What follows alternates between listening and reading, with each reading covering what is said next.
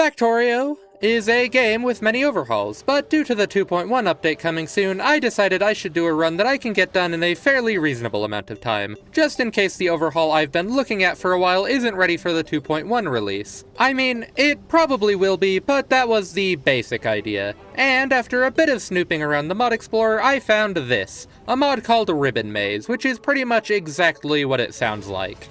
Instead of having a whole wide world to explore and conquer, you are placed in the south end of a great maze where all of the resources are hidden out in the dead ends of the maze. Due to this, mines are a little odd and all of your builds have to fit inside these little passages. And so, after looking at it for a while, I decided it seemed like a perfect little mod to do while I make sure I know what overhaul I want to do next. And also wait for 2.1 to fully come out, I guess. As I load in, I'm spawned on this checkerboard of materials, as the first couple resource patches in the maze are mixed patches for some reason. Probably just so you don't have to walk too far to get any specific one. Despite this, however, the playthrough starts pretty much exactly as you would expect. Place a burner miner and a stone furnace to start getting iron, grab a little coal to get it started, start harvesting some wood from this strange coast down here, hand mine more coal, slap a worm, and then come back to make a couple more burner miners for coal collection so we can keep harvesting materials.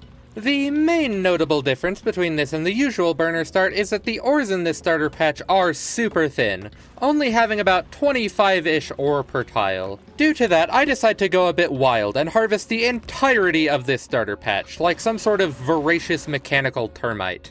So, I end up crafting a lot of burner mining drills and stone furnaces early, moving them as we exhaust each section and starting to handcraft some basic supplies for the base, such as, 10 labs. And by the time I start handcrafting anything else, I have already moved coal harvesting to this other mixed patch, and have removed over half of this first one. But anyway, having done that much, I start handcrafting 10 red science, a boiler, a couple steam engines, and the offshore pumps needed for my electric power. With that, I of course first research automation so I can start getting my first assembling machines. But I proceed to handcraft red science again as I tear down that mini electric setup as I need to move it back a bit.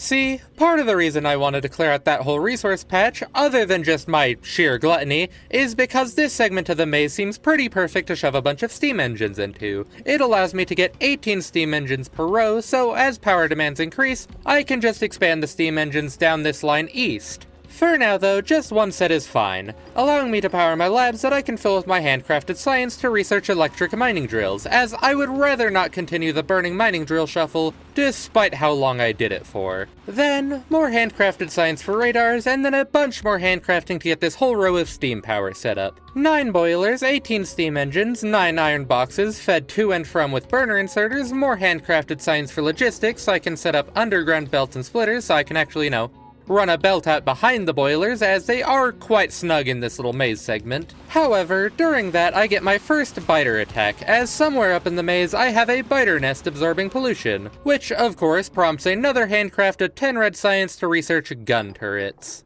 But before making those, I set up this little mini assembling area to craft belts and red science while I'm working on other things.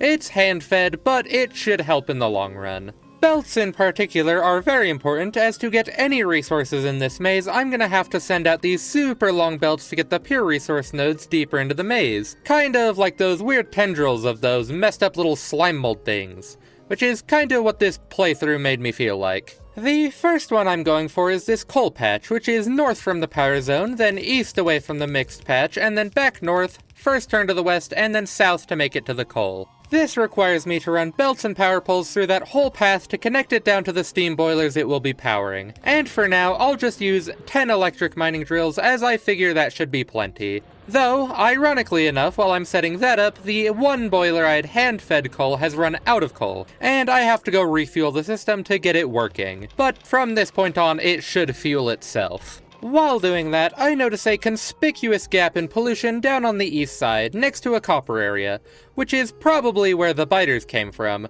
though I also take a peek to the east side, finding that there's an oil patch somewhere over there with a biter nest north of it as well. I set up some turret walls to protect me from unforeseen attacks, but also research the basic military research. And after scouting the maze a little, I use that to remove the bugs I could see near the copper, and then instantly find a whole lot more further west. So, I have to set up a little turret wall over here as well to keep those away from us as well. After that, I start harvesting the other mixed patch near me for some more iron, using that to make more belts so I can start moving those out towards some more resource areas. First, I run the copper belt, which is north from the steam area, then turn west, down south, back west, down south again, and then loop around this wall to go back up north into the copper area, which can get started with 12 copper drills. After that, the iron line. This is mostly the same path as copper, north, west, south, west, but then up north instead of south, and the iron is the first turn to the west up this tunnel. The iron gets 16 drills, as I like it more,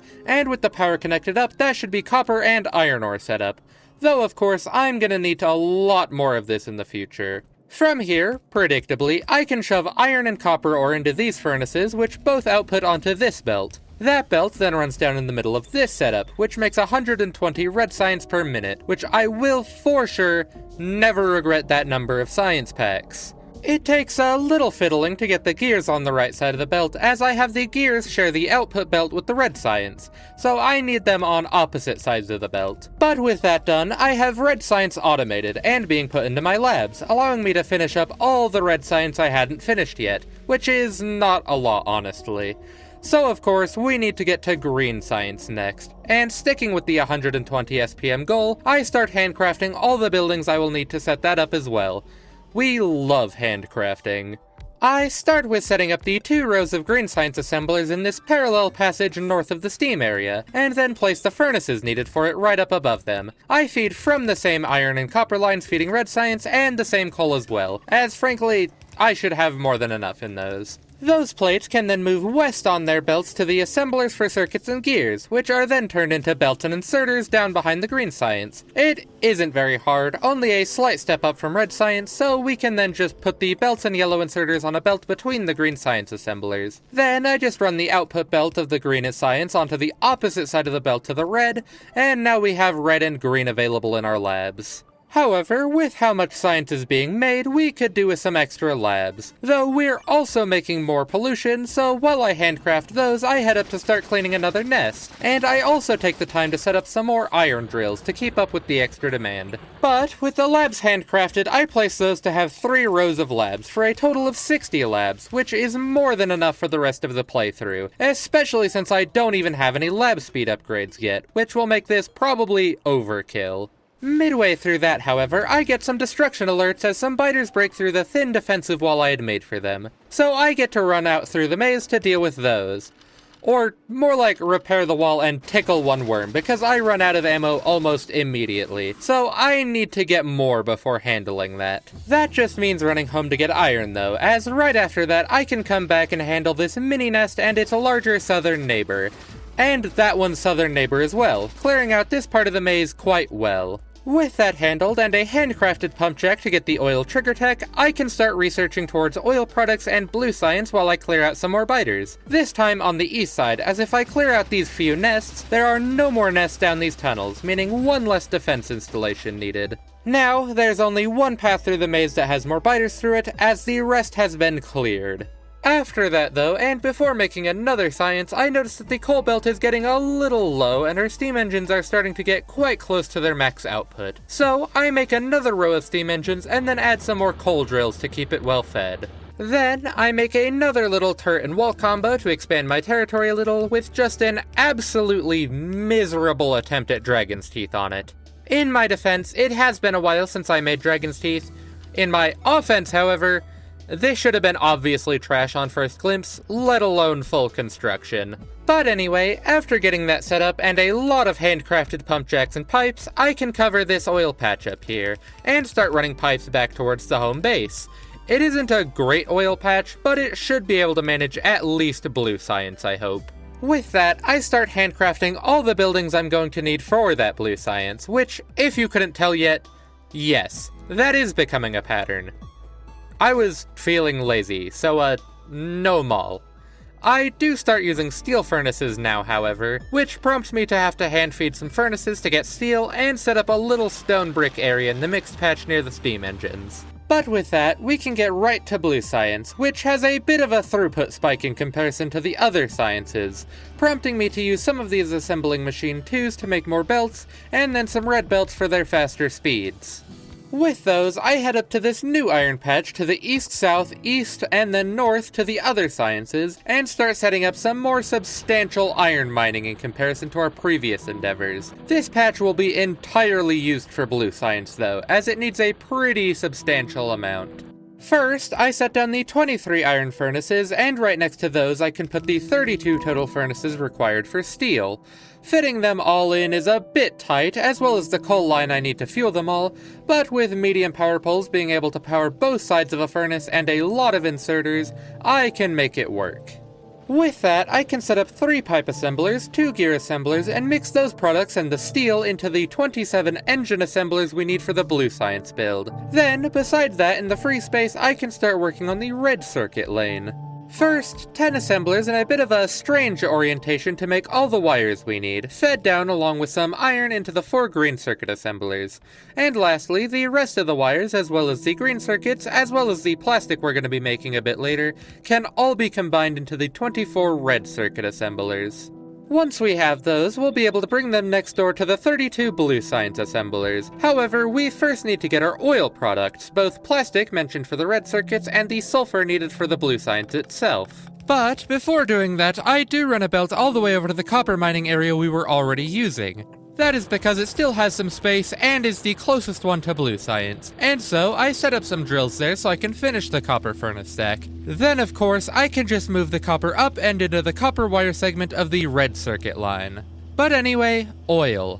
I can run the oil over here and set up the 9 oil refineries I need to make petroleum. And of course, 3 chemical plants fed with the petroleum and coal makes our plastic, while 1 fed with petroleum and water makes our sulfur. With the plastic routed up into the red circuit build, we can now actually see our first red circuits start crafting. And with those in sulfur routed, I am now crafting blue science, which I can route over to the labs. Which, while nice, does have us running out of coal and low on power again. So, you know what that means. Another row of boilers and steam engines, more coal drills, and then upgrade the coal belt to red belts to get the throughput up to speed with everything eating our coal. And well, power is still a little thin, so why not another row of steam engines? That should surely future-proof us for a little bit.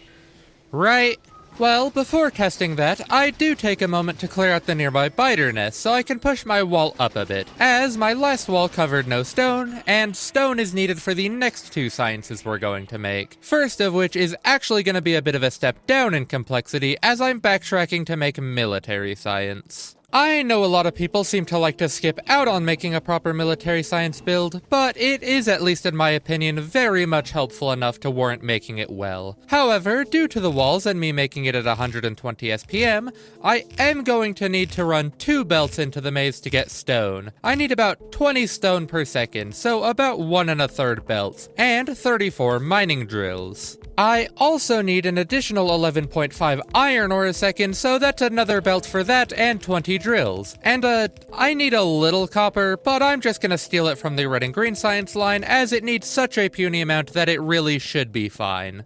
Lastly, 20 drills to get the coal for the grenades, which I'm taking out of a patch near the stone since I decided it would be easier to route those together instead of trying to take from the old coal patch. But with those, I can start making the build, which from this point on, I start building from front to back as it's easier to plan out that way, especially in these kind of cramped spaces. And so, it's 14 assembling machines to make our military science to start, and then back behind that we can put down our 11 assemblers for grenades, as well as the 4 for piercing ammo. We have 2 yellow ammo assemblers under the red ammo, and we actually need 2 assemblers for the walls for this setup, which should have been my hint that this was a little overkill, but whatever.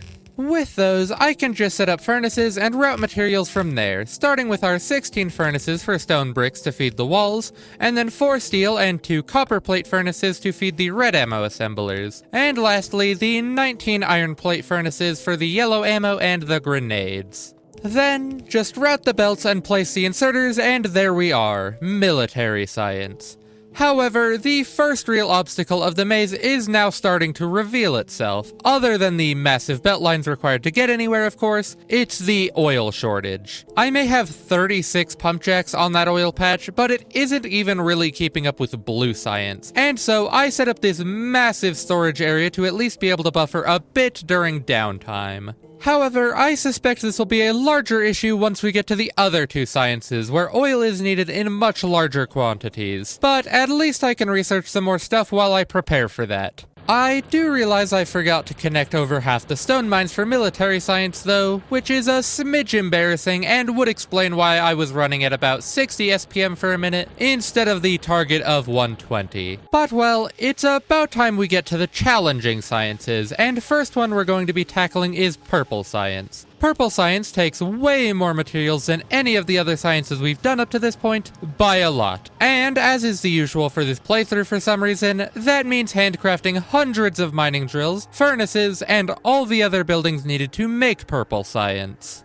That is going to take about an hour and a half-ish, so while those are all handcrafting, I decide to grab some spare grenades from military science and some red ammo to start reducing the biters' territory in the meantime. And I managed to get the biters quite well pushed back with this, so I shouldn't need to worry about that for a while. I finish up by setting up this big stone wall on the only point that leads deeper into the maze. Also, there is a substantial segment of this maze to the east that I can see, but not access, as I have not figured out how to loop around to get to it yet, and it's kinda bugging me at this point. But, I suppose it's fine. But with, most of the buildings I need to make the purple science line, let's get to that. Which this time I actually plan out with productivity modules, which I intend to steal from the purple science production itself. We start with the 20 purple science assemblers, and behind that we have the 5 electric furnace assemblers and the 13 productivity module assemblers. Oh, and the 7 rail assemblers as well, of course. But,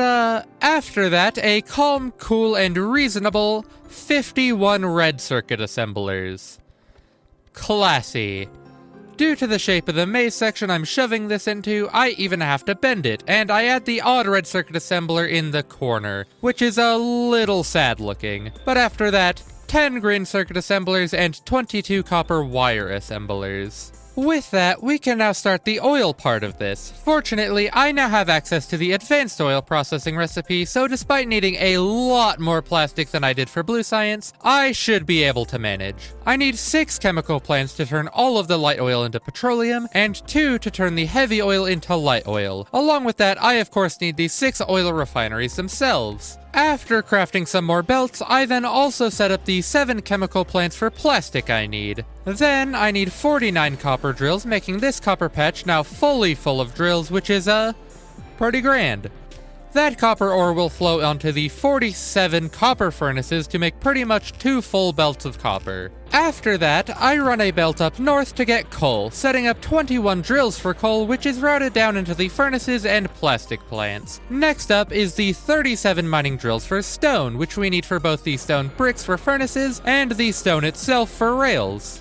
I can then also shove in the 10 stone brick furnaces next to the red circuits, which is convenient. At this point, I also remember that I need iron sticks for my rails, and shove that in near the red circuits as well. But that's only 4 assemblers, so it really isn't that big a deal. And now for the fun part. Steel and iron furnaces. First, I set up the 28 iron furnaces, which is pretty easy. Less easy, however, we have the 124 steel furnaces and the additional 124 iron furnaces needed to feed those. To feed all that, we're going to need almost 7 belts of iron ore, and the furnaces themselves are all stuffed into this segment of the maze, leading them to be a little bent looking. And well, if you were worried that those looked like they have a lot of wasted space, don't. After all, after I do that, I get the opportunity to set up mining drills on this new iron patch, placing drills over the entire patch and then realizing I need an entire other iron patch.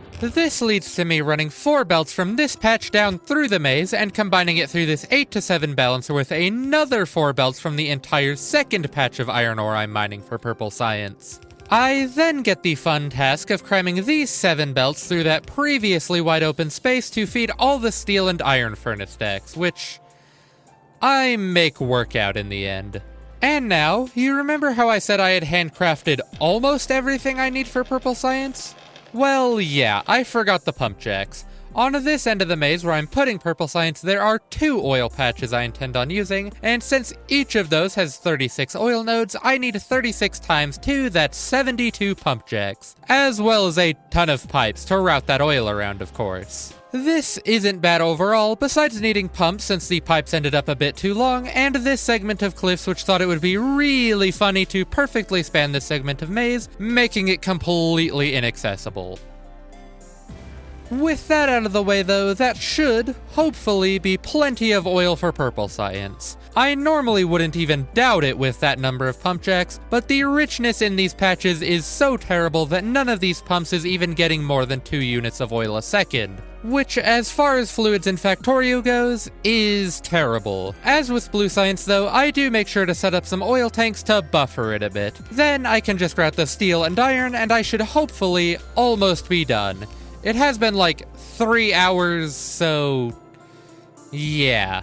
At this point, I pretty much just need to run power poles and inserters, which lets me check that each segment works before moving on. And luckily, I did not make any catastrophic failures, so just a cool 35-ish minutes later, I have it mostly done. I don't quite finish, however, as I do need to collect a batch of productivity modules to fill these buildings. I expected this to take a while, so I pretty much just stood there while I watched some Mini-Minuteman. But only about 5 minutes later, I had the 277 productivity modules required, and I could start putting them in all the machines. And with that, I can place the last inserter so I can make my first purple science.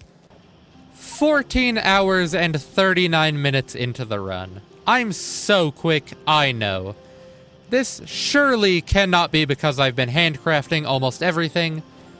Surely not. It couldn't be that. No, surely it's like the maze's fault. But anyway, to the surprise of nobody, even without the other sciences running and no research going, we're running out of power. So I guess I'll double it. 72 more engines. Yeah, purple science takes as much power as literally everything else we've done up to this point. And more resources than all of the other sciences combined as well. Cute. Luckily, steam engines are not that hard to make, so it's no big deal. So I can just sit back and research a bunch of stuff, and then my power starts dying due to a lack of coal, but that's probably fine. We can just ignore that and start plotting out yellow science, which, takes 2 times the power that purple did. So maybe that power issue isn't fine.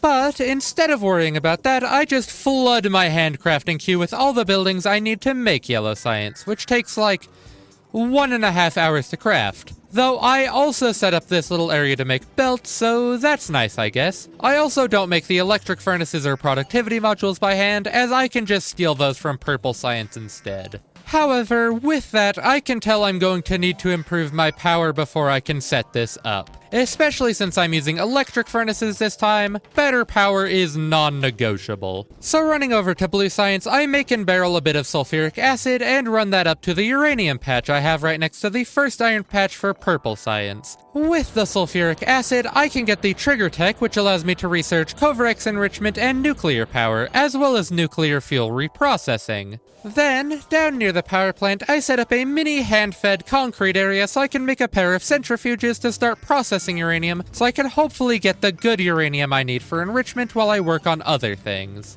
Other things, of course, being handcrafting everything I need for a 4-reactor nuclear setup, and planning it out in a long, unused section of the maze. It isn't anything special, just 4 reactors only fed when the temperature and steam are low, with heat pipes moving straight north and south to attach to the exchangers, which make our steam for all of our turbines, of course. Overall, it's pretty compact, which is good as it actually needs to fit in this place. I blueprint that, and then start running water up towards the uranium area as I'm putting the reactor in the oil segment of this fork intersection that has the iron and uranium, which is actually a very convenient trio of items for this usage. Those items all up here is convenient, as with the oil and the water I was already bringing up, I can make petroleum, and water with that petroleum makes sulfur. Mix that with some of the iron and a little bit more water, and that is the sulfuric acid I need to keep mining uranium. The iron will also be good to make the fuel cells later, though later is starting to feel like really far away, so I set up another 2 centrifuges to speed up the accumulation of the cool uranium at least a little. I also set up the centrifuge for reprocessing and enrichment while I'm at it, as well as the nuclear fuel assembler itself. Lastly, I take a moment to grab some productivity modules, and now I can just wait. Oh, and wait I did. Should I have set up more centrifuges? Yes. Absolutely yes.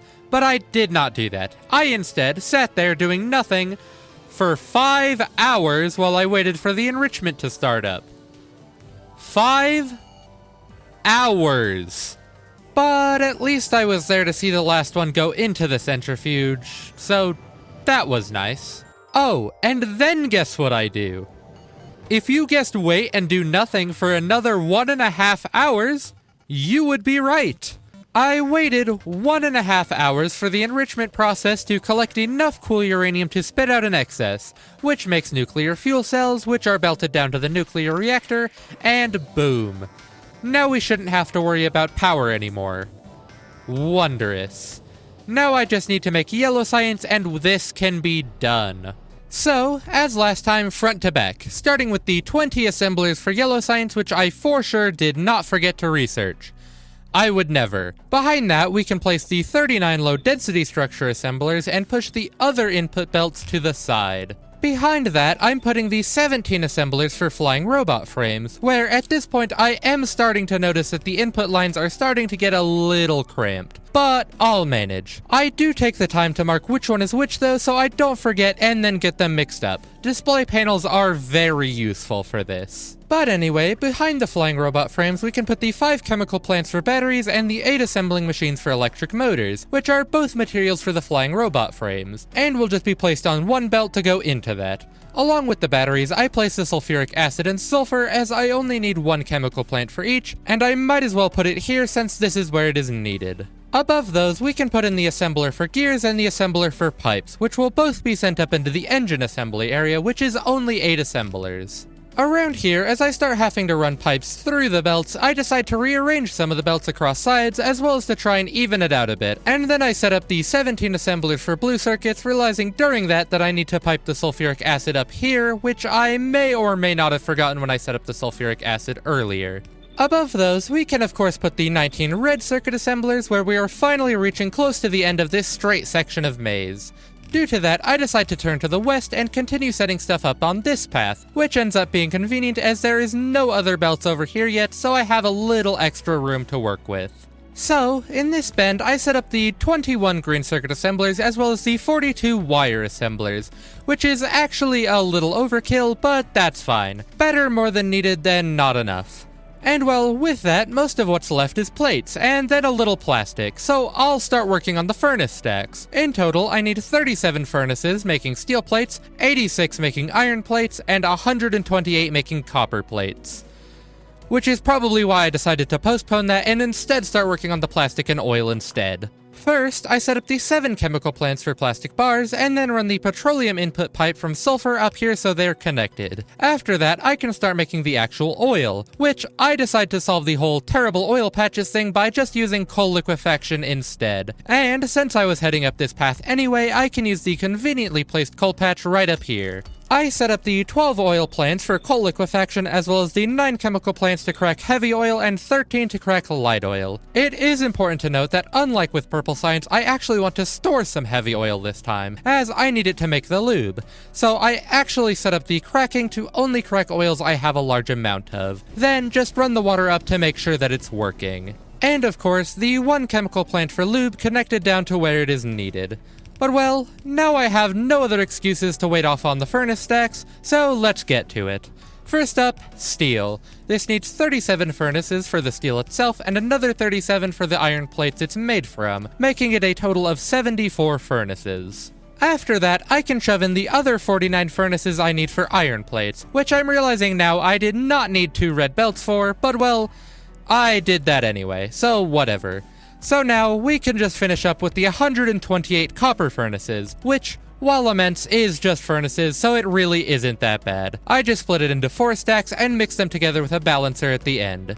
So now, I just need to run belts to get all the ore I need, which will be carried on the 2 red belts for iron and the 3 for copper, which, lucky enough for me, I can access just a bit deeper up into the maze, though I do have to tap 2 different copper patches to keep up with demand. And so, now for the inserters and power poles to actually get this done. And while I could talk over this, I think I'll just let you watch as I set everything up and it gets kickstarted.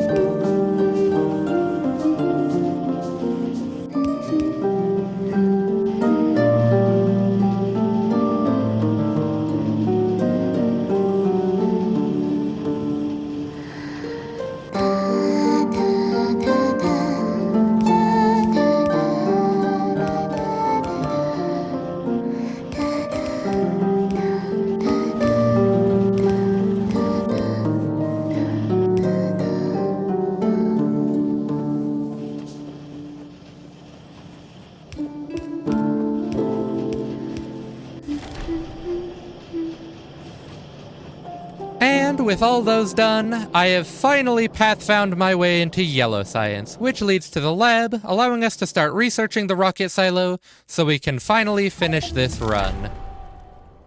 With rocket silo researched, I need to make it and a cargo landing pad, which luckily I have enough concrete saved up to make. The only thing of note I had to collect was the blue circuits and the electric motors, which I can just steal from the yellow science I just made. With both of those crafted, I just kinda shove them into this gap near purple science. And, due to a mix of laziness and why not, I pull the blue circuits and the low-density structure from yellow science over to make the rocket. So all I need to do is make the rocket fuel, which is pretty easy as it's just light oil. Though, there is a whole 1 solid fuel from petroleum here, as I made a standalone liquefaction setup here to make the oil, and I just crack all the heavy oil into light oil again. Honestly, the hardest part about making this is just getting the water pipe through everything and down to the water, which only exists at the very southern edge of the maze. I think there is a way to terraform the walls into water, but I didn't do that, so long pipe it is.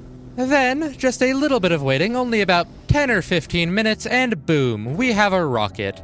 And as usual, since I don't really intend on doing any space science, and I can hear the biters breaking through that one wall as we speak, I decide to just shove a fish into this thing and finish the game at 31 hours and 26 minutes. And well, that's it. This was a pretty small video compared to my usual, half because I needed a break after the Dirt City, and also because I knew 2.1 was coming out soon, and I wanted to finish a video before that. This is maybe because I may perhaps be thinking of doing space exploration, and at least when I started playing this run, that was not out for 2.1 yet, though I do believe it is now. I might do another playthrough anyway before that though, and it will not be a single video thing when I do get to that, but I will try and keep it in a reasonable amount of chunks, for sure single-digit amount of videos, and ideally on the smaller end of that. The only reason I really specify is because I would like to go into at least a decent amount of detail on each science, and from what I know, that could prove difficult to do in a short time frame. But I suppose we will have to see. But that is for the future. For now, this is all. So, until next time, farewell.